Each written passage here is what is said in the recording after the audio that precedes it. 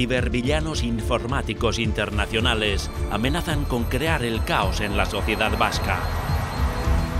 Pero hay un grupo en el Parque Tecnológico de Álava cuya misión es impedirlo.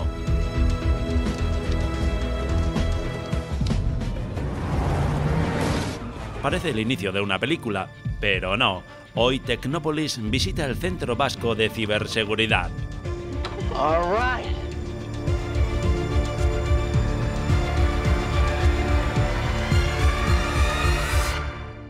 Hola Javier, bienvenido a Tecnópolis. Hemos empezado un poco peliculeros, ¿no? ¿Qué te ha parecido la entrada?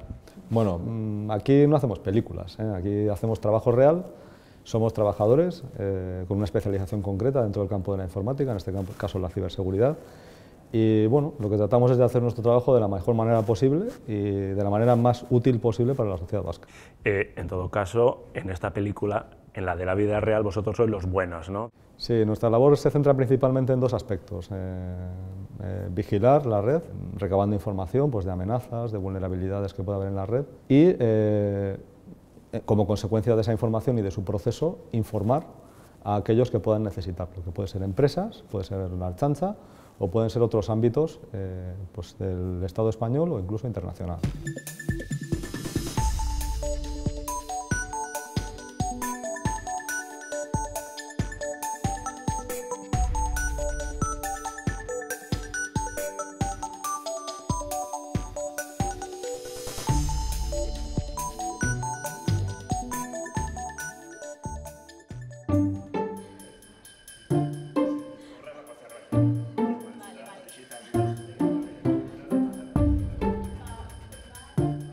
Antes he dicho como en las películas, ¿no? Estos son los héroes que nos salvan de los cibervillanos, ¿no? Vamos a adelantarnos un poco para que se vea bien toda la gente implicada, ¿no? Hacemos una introducción rápida.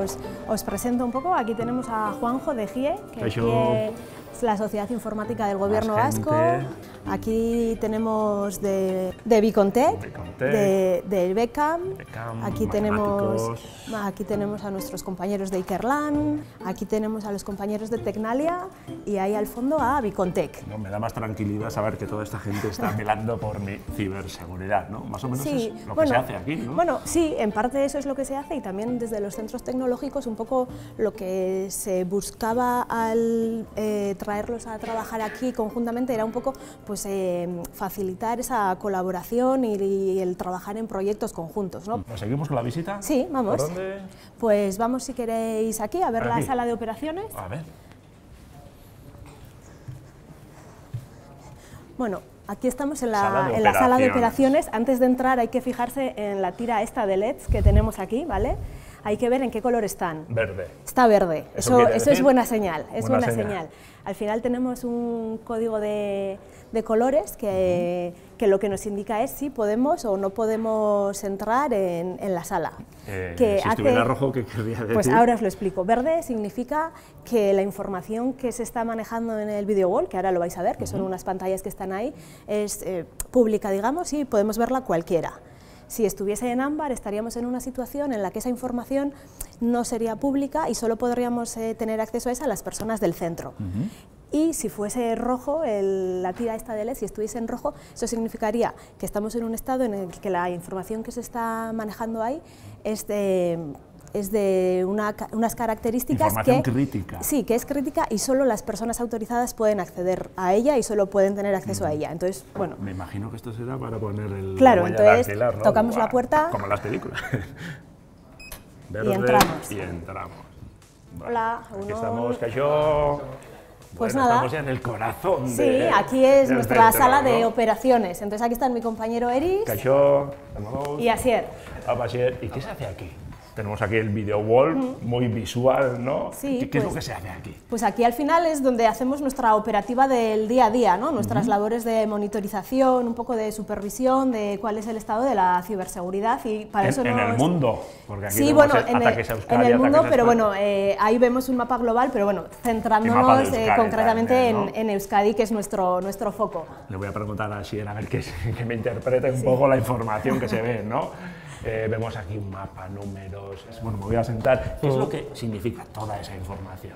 Vale, al final lo que aquí tenemos representado es nuestro modelo de inteligencia. Entonces, en concreto en la parte izquierda lo que ahí es desplegadas una serie de sondas y esas sondas lo que hacen es identificar amenazas, ciberamenazas en este caso, que puedan afectar en el ámbito de Euskadi. Sonda, en el diccionario de ciberseguridad, significa trampa. Se trata de ordenadores o redes que son intencionadamente vulnerables. En inglés se les denomina honeypot, bote de miel, porque funcionan así. Los ciberdelincuentes intentan atacar estos puntos al detectar su vulnerabilidad. La pantalla de la derecha muestra direcciones de Internet también vulnerables, pero en este caso no a propósito. Los dueños de estas IPs se han dejado, por así decirlo, la puerta abierta, han cerrado mal una ventana, se han olvidado las llaves en la cerradura.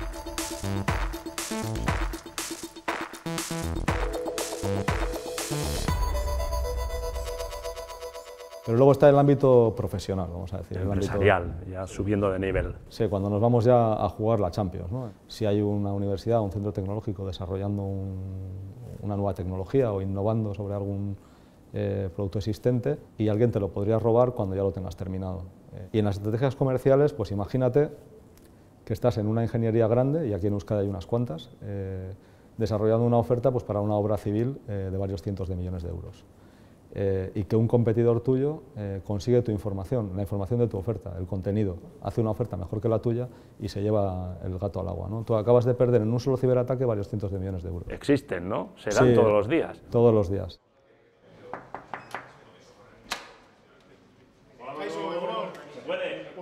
¿Cómo se le ponen las esposas a un ciberdelincuente, no? Pues porque claro, estarán en Hong Kong, en China, Estados Unidos, Rusia... En cualquier sitio, en cualquier sitio pueden estar.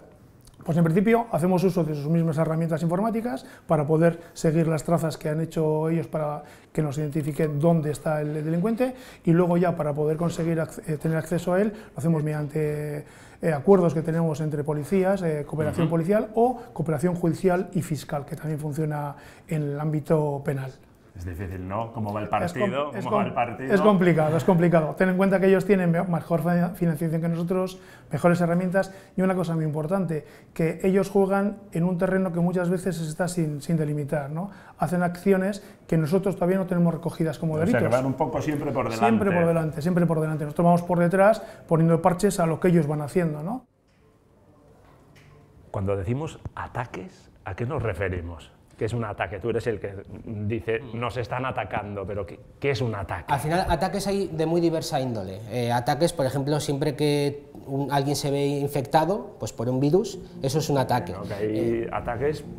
Sí, tienen imaginación, los sí, malos. La verdad es que son ingeniosos y evolucionan rápido. APT en concreto es el acrónimo de Advanced Persistent Threat, que es amenazas persistentes avanzadas. Este tipo de ataque lo que hace es un ataque dirigido, es decir, requiere una investigación previa. Pues, por ejemplo, si yo quiero atacar a una compañía en concreto, miro los empleados que trabajan en esa compañía, miro las redes sociales de esos empleados, miro las aficiones que tienen esos empleados, de cara a hacer ya algo más concreto y dirigido a un empleado. A través de las personas, claro, que somos el eslabón débil, ¿no? Yo no me gusta esa aproximación, es cierto que se utiliza habitualmente, a mí me gusta aproximar que las personas es el eslabón más fuerte de la cadena.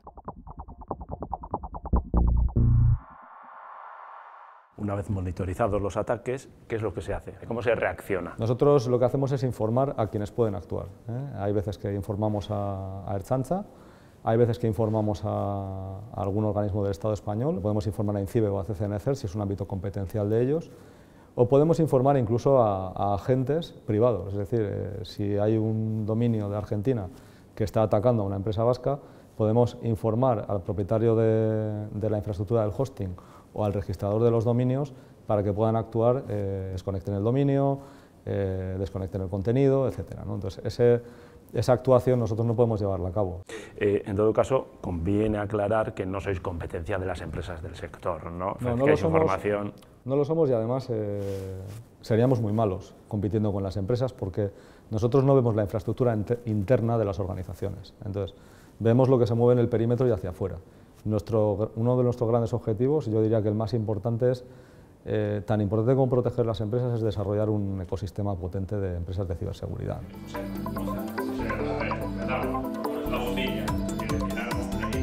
En esta sala, empresas y centros tecnológicos desarrollan nuevos productos y servicios con la vista puesta en el mercado. Un par de ejemplos. Este servidor distribuye certificados digitales para contadores digitales inteligentes, sensores integrados en válvulas de gas y dispositivos similares.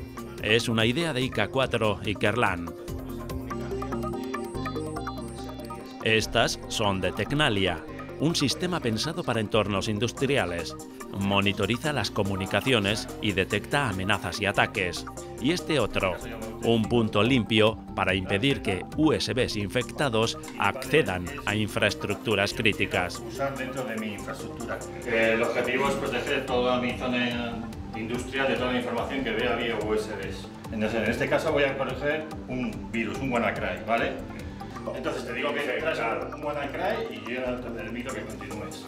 Y ahora ya podemos entrar. Son los únicos pendrives que son válidos en mi infraestructura. Estos que sé que están limpios y que la información que está aquí dentro está totalmente limpia. Y estos son expulsados automáticamente. Y de ahí se puede crear una pequeña startup con un pequeño producto surgido de una idea de una investigación que al final puede llegar a ser una gran invención, pues como puede ser WhatsApp o como puede ser cualquier otro tipo de tecnología que conocemos hoy en día, que empezó como una cosa pequeñita en un centro de trabajo de investigación y acaba en una cosa grande que pueda comercializarse a nivel mundial incluso. O sea que de aquí puede salir algo grande, ¿no?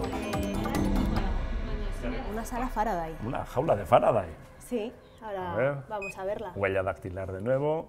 No podemos entrar. Hoy. Ahora sí. Ahora bye. Sí. Bueno. Que no nos quería dejar entrar. Se ha hecho de rogar. Pues podéis una pasar jaula de por Faraday. aquí. ¿Para? Pues una... ¿Hasta la cocina? Sí, entrad. Todo blanco. Pues una sala Faraday y al final es una sala electromagnéticamente apantallada. Ajá. Entonces, aislada totalmente. Aislada electromagnéticamente. Entonces, al final, aquí lo que se hacen son los análisis forenses de dispositivos móviles, de ordenadores y tal, porque al final en procesos judiciales o procesos codiciales, por ejemplo, pues tienes que garantizar que esos análisis se hacen en un entorno aislado, que mientras estás haciendo el análisis, ese dispositivo no se te va a conectar a ninguna red externa. Se podrá abrir luego de nuevo, ¿no? No, ya os dejo aquí encerrados. ¿Me voy yo? No. Te damos la prueba para evidenciar, para que la gente vea que estamos totalmente aislados del mundo, ¿no? Ya van bajando las rayitas. Yo dejaría aquí a los cámaras, ¿no? Nosotros nos vamos. Pues bueno. Venga, agur, agur. Ya estaremos, agur.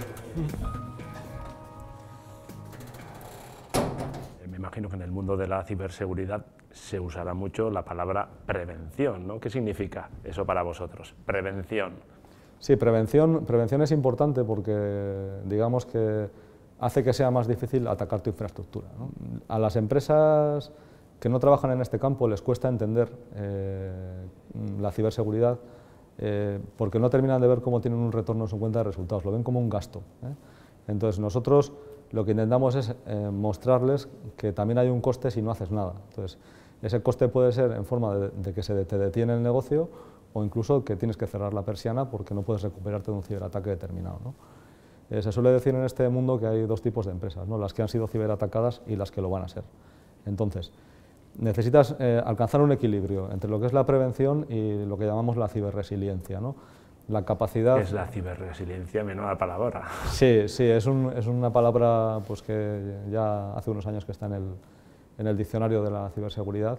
Se define como la capacidad que tiene una organización de recuperarse de un ciberataque con unas condiciones de operación suficientes. Salir, ¿no? Fortalecidos. Sí, fortalecidos o al menos sin tener una merma crítica en tu negocio y poder sobrevivir, ¿no?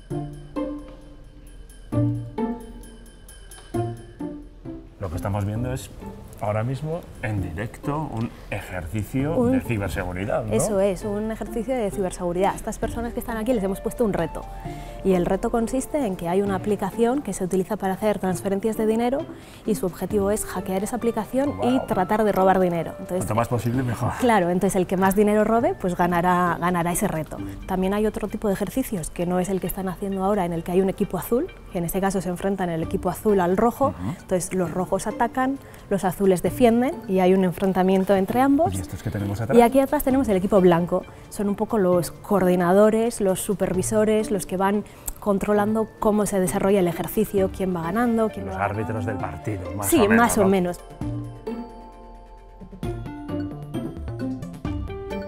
¿Para qué todo esto? Entrenamiento, ¿no? Al final. Sí, tiene diferentes usos y diferentes aplicaciones. Al final, por un lado, es una infraestructura que está disponible para que las empresas puedan hacer investigación en el ámbito de la ciberseguridad.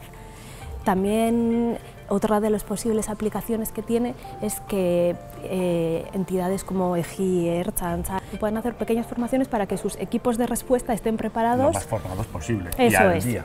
Eso es, entonces pues que estén un poco preparados para cuando se produzca algún día un ciberataque real. Y por último lugar también tenemos un poco el ámbito educativo, ¿no? Pues para que vean que realmente es una opción. Buena idea, estaba pensando, ¿quién será el mejor ladrón hacker de todos estos? No sé, ¿a quién le ves cara de De ser el... Pues no sé.